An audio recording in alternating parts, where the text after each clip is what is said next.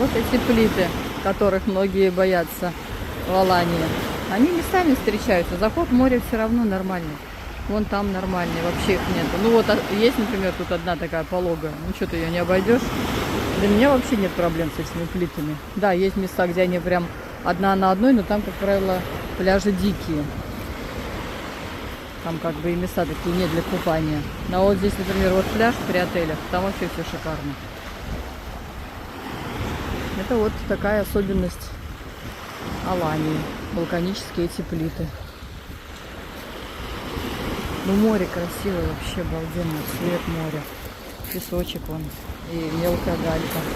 Вон, где-то песок, где-то мелкая галька. Горы рядом. Что еще надо? Красота.